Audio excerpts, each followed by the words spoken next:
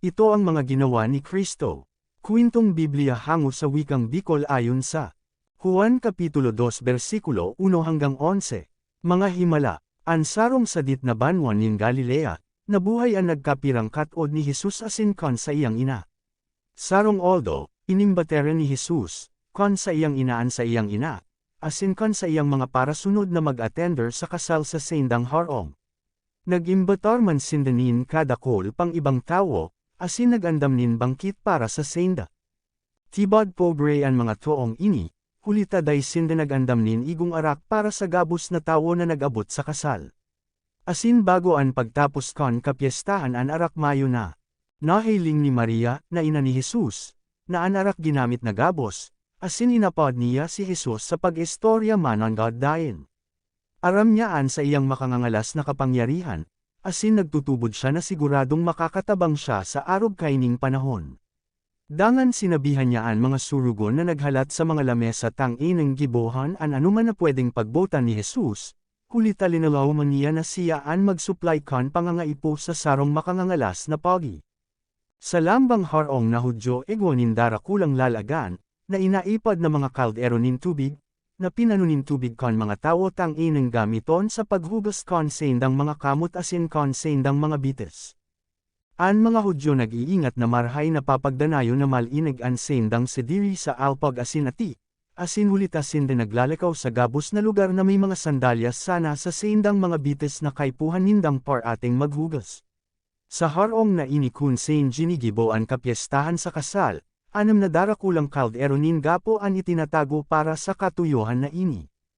Inapad ni Jesus ang mga surugon asin sinabihan sinda na panuunin tubig ang mga kaldero.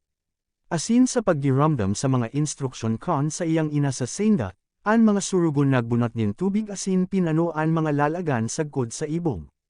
Dangan sinabihan sinda ni Jesus na mag-hail sa mga sakayan asin panuon verare ang sendang mga para inom nin arak.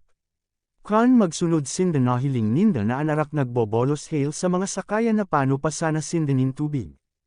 Sa mga kapiestahan na ininin mga Hudyo ang sarong tawo pinili na medjin gobernador, o tagapamahala kon kapiestahan.